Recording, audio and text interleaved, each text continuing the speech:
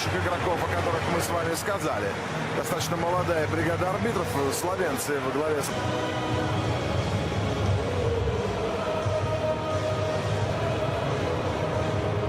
Коленко, 30-й, Артем Шабанов, 26-й, Никита Бурда и Томаш Кинзера под номером 94. Защита Жоржиньо, 5-й, Рос Баркли, 8-й, Матео Ковачич, 17-й. Линия атаки, легкие форварды. Финала розыгрыша Лиги Европы, стартовый свисток словенца Славка Винчича. Челси с мячом, передача в штрафную, прострел, рикошет угловой.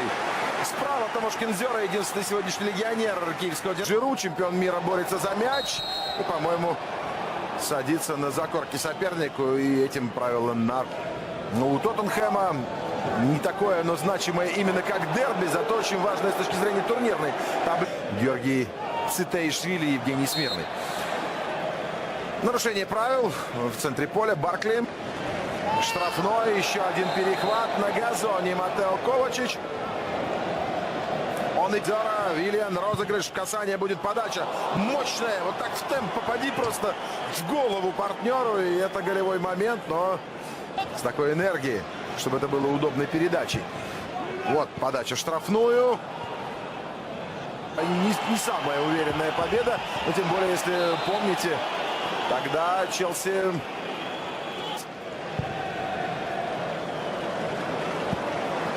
между собой... Ну и не сказать, чтобы имеет много шансов. Только 2 раза в стартовом составе в чемпионате выходил. Коста вечный странник правого фланга. Ну, разумеется, этих 14 минут. Жоржиньо мяч, у Баркли мяч было непросто выбить сейчас. Здорово, как сыграли, гол! Неужели? Неужели просочился мяч через штрафную?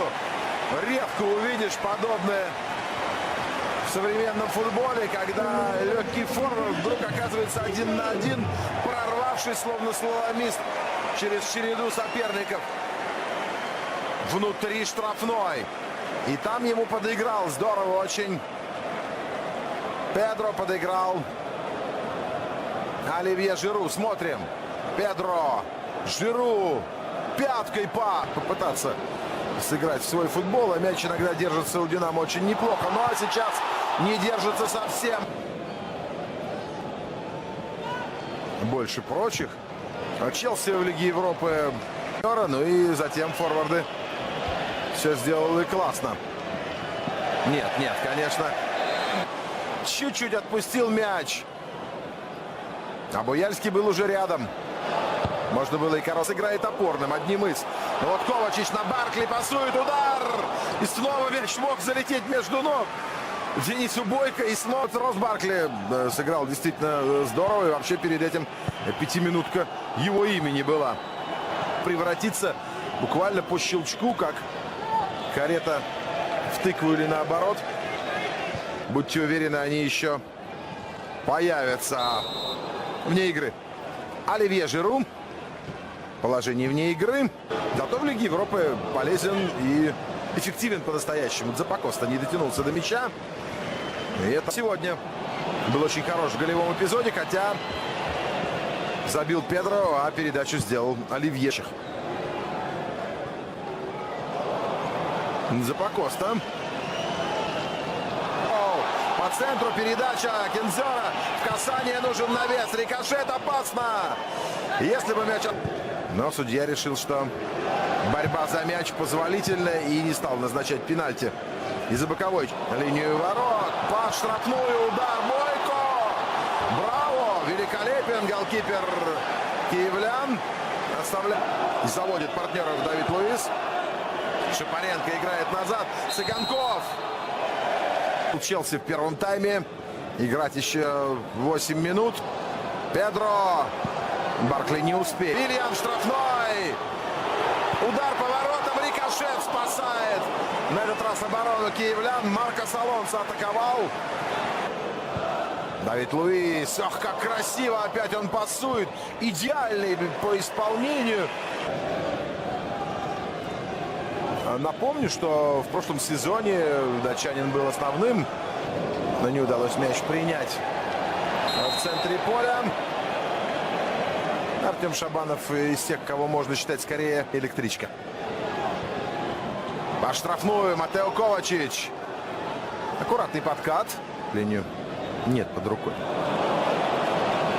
Русин. Что с Ковачичем? В «Динамо», но еще до того впервые был вызван в национальную сборную. Это минутку накинул. Славянский арбитр. Нет, успевает сыграть Педро. Удар в дальний угол будет. Нет, в ближний. Все же бьет Педро, но успел его придержать. Что, судя по всему, команда не собирается ничего отдавать в этом турнире. Еще однажды едва не забил Росс Баркли, и тоже Бойко сыграл очень надежно. Ход у него очень хороший, зато и брали в чемпионате Англии без динамики и без прекрасной. С Фулхэмом как раз выходил на поле и провел там все 90 минут. Играл. Мне-то что сюда идти, если тебя там нет? Жоржиньо. Неожиданно ли. Пока и территорию не уступает, и не подпускает соперника к своей штрафной. И неточную. И, кстати, свой мяч забил, ворвавшись в штрафную, скорее по месту левого нападающего.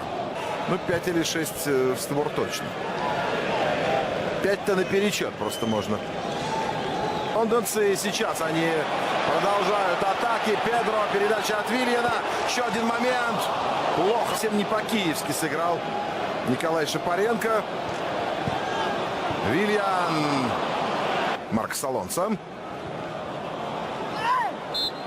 Не обыграл соперника и уронил Валерий Васильевич. На что Лобановский сказал: смотрим момент. Баркли снова ворвался в штрафную, заработал угловой. 8-й номер. Серьезная и порой контактная игра. Ковачич при этом помощнее и значительно. Он в киевском «Динамо». Серьезными выпадами. Но ушел мяч. Русин. А здесь даже чуть больше 30.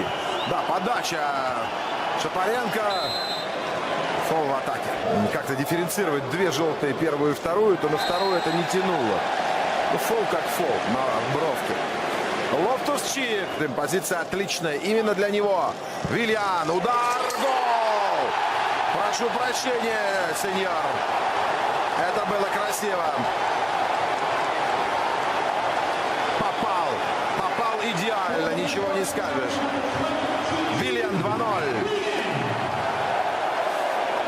Никаких вопросов к Денису, наоборот. Это голкипер «Динамо» предъявляет претензии своим партнерам, защитникам, ну и вообще всей стенке. Надо выше прыгать.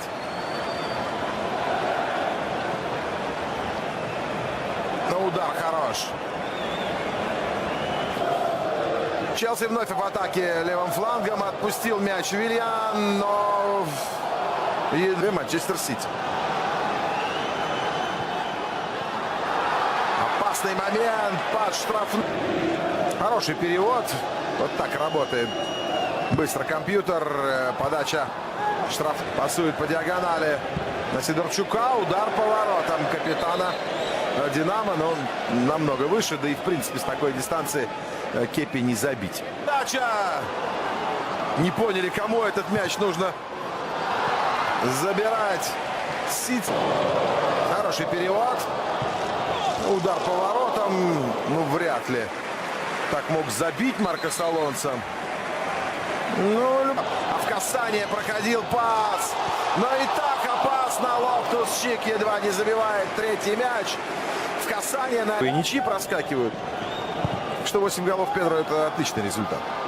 Пропустил мяч Давид Луис. Это Ковачич не очень здорово мяч принял. Шепелев пас в штрафную. Шапаренко врывался. Челси засобирался в атаку. Ох, как красиво вырезает мяч Педро. Скидка под удар. Кацанадой, гол. Да, ничего не поделаешь. Свои моменты надо забивать. Челси наказывает «Динамо» идеальной контратакой. Просто идеальной. И Дзапакоста, о проходах которого, казалось бы, забыли. Коста, он в своей штрафной последние минут 15 обретался. Ну вот он мяч получает и не куда-то палит вперед, а играет активно, сам протаскивает несколько десятков метров и развивает атаку. Вот она передача на Педро.